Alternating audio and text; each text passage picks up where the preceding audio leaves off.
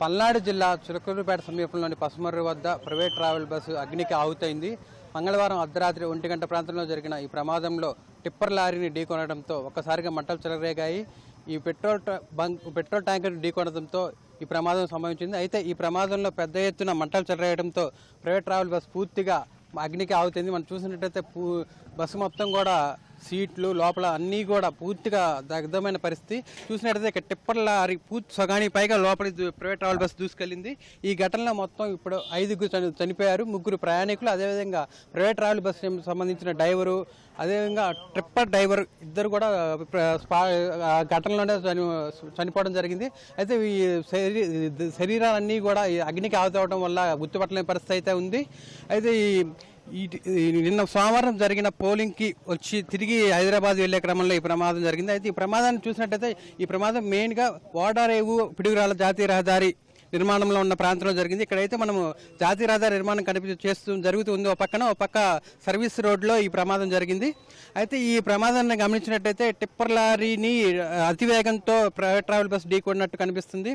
Tipper lorry పూర్తిగా road కిందకి దిగినప్పటికి కూడా అతివేగంగా వచ్చినటువంటి private travel bus tipper lorry మీదకి దూసుకుపోవడంతో ప్రమాద తీవ్రత ఎక్కువగా ఉంది. అదేవిధంగా ప్రైవేట్ ట్రావెల్ బస్సు పూర్తిగా ఆయిల్ ట్యాంక్ ఢీకొనడంతో ఒక్కసారిగా మంటలు చెలరేగాయి.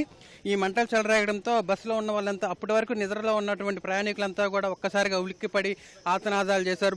చిమ్మ చీకట్లో ఏం చేయాలో తెలియని పరిస్థితుల్లో వాళ్ళంతా కూడా ఎవరికి వాళ్ళు అద్దాలు పగలు కొట్టుకొని కిటికీల ద్వారా అత్యవసర ద్వారాల ద్వారా బయటకు వచ్చే ప్రయత్నం చేశారు. అయితే చాలా వరకు అందరూ కూడా పూర్తి స్థాయిలో బయటకు వచ్చారు. ఇద్దరు మాత్రము అంటే 62 ఏళ్ల కాశీ బ్రహ్మేశ్వరరావు అలాగే లక్ష్మి అనే వృద్ధ దంపతులు మాత్రం బయటికి రాని పరిస్థితి. అదేవిధంగా వాళ్ళ మనవరాలు 8 ఏళ్ల సాయిశ్రీ చిన్నారి కూడా బయటికి రాని పరిస్థితి. ఈ ప్రమాదంలో వీళ్ళ ముగ్గురు కూడా ఆ బస్సులోనే పూర్తిగా దగ్ధమైన పరిస్థితి ఉంది. అయితే ఈ ప్రమాదంలో దాదాపు 25 మంది గాయాలైతే వాళ్ళందరినీ ప్రాథమికంగా చిలకలూరుపేట ప్రాథమిక ఆసుపత్రిలో వైద్య చికిత్స అందించి అనంతరం వారందరినీ కూడా గుంటూరు జీజీహెచ్కి అదేవిధంగా ప్రైవేట్ హాస్పిటల్ తరలించారు. ఇక్కడ పచ్చూరు ఎమ్మెల్యే సాంబశివరావు కూడా సంఘటన తీసుకుని వెంటనే ఆసుపత్రికి వెళ్లి బాధితులను పరామర్శించారు. వాళ్ళకి కావాల్సిన వైద్య సదుపాయాలన్నింటినీ కూడా పర్యవేక్షించారు. ఈ ప్రమాదం అయితే పూర్తిగా అంటే అర్ధరాత్రి అదేవిధంగా డ్రైవర్ అతివేగంతో బండి నడపడం వల్ల జరిగిందని చెప్పి కూడా ప్రాథమికంగా పోలీసులు నిర్ధారించారు. కెమెరామెన్ ఆలీతో వీరాంజనేయులు, ఈటీవీ న్యూస్, పల్నాడు జిల్లా.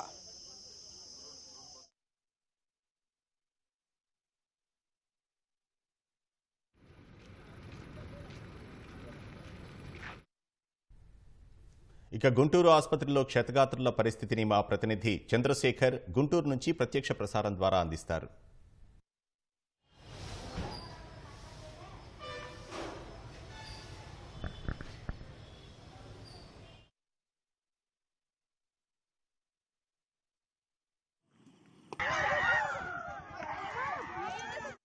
సమీపంలో జరిగినటువంటి బస్సు ప్రమాద ఘటనకు సంబంధించినటువంటి బాధితులు 10 మంది గుంటూరు వచ్చారు. చిలకలూరుపేట ఆసుపత్రిలో ప్రాథమిక చికిత్స అనంతరం వారు గుంటూరు జీజీహెచ్కి వచ్చారు. వారిలో 5 మందికి స్వల్ప గాయాలయ్యాయి. వారిలో రాజీ, సాయి, లిప్సిక, వెంకట్రావు, ఆదిలక్ష్మి అనేటువంటి 5 మంది జీజీహెచ్కి వచ్చారు. ఇక్కడ వారికి సంబంధించినటువంటి ప్రాథమిక వారికి సంబంధించి స్కానింగ్ అలాగే ఎక్స్రేలు అవి తీసి వారికి ఆరోగ్య పరిస్థితికైతే ప్రాణాలకైతే ఎలాంటి ఇబ్బంది లేదని చెప్పేసి వైద్యులు తేల్చారు. వారికైతే ప్రస్తుతం జీహెచ్లో చికిత్స అందుతోంది.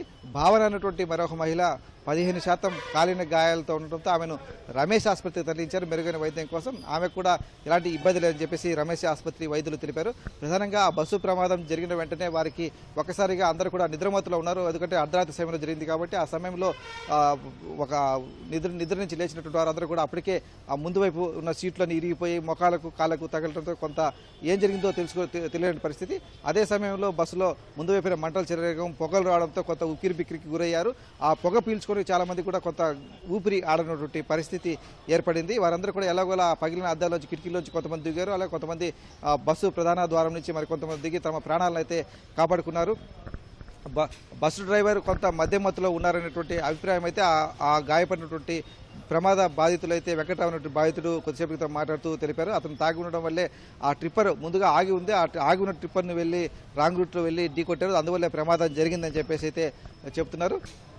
ఇక ఈ ప్రమాద బాధితుల విషయానికి వస్తే మాత్రం ఎవరికి అక్కడ బస్సులో సజీవ దహనమైనటువంటి నలుగురు, అలాగే టిప్పర్ డ్రైవర్ తప్ప మిగిలిన అందరూ కూడా ప్రాణాపాయ స్థితి ఏమీ లేదని చెప్పేసి కూడా వైద్యులు చెప్తున్నారు. అందరూ కూడా కాళ్ళు విరగడం, అలాగే గీసుకుపోవడం, మరి కొంతమంది ఊపిరితిత్తుల్లోకి పొగ వెళ్ళడం, ఇలాంటి వాటితో మాత్రం ఇబ్బందులు పడుతున్నారు. వీరందరూ కూడా కొద్ది రోజులు చికిత్స తీసుకుంటే వారందరూ కూడా ఇబ్బంది ఉండదు, వారందరూ కూడా మళ్ళీ సజావుగా ఉంటారని చెప్పేసి అనే విషయం అయితే వైద్యులు చెప్తున్నారు.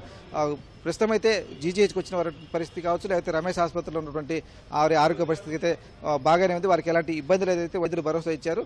చిలుకూరుపేట ఆసుపత్రిలో వచ్చి ప్రాథమిక చికిత్స అనంతరం కూడా వాళ్ళందరూ కొంతమంది చీరాల ఆసుపత్రికి వెళ్ళారు, కొంతమంది ఇక్కడికి జీజీహెచ్కి వచ్చారు.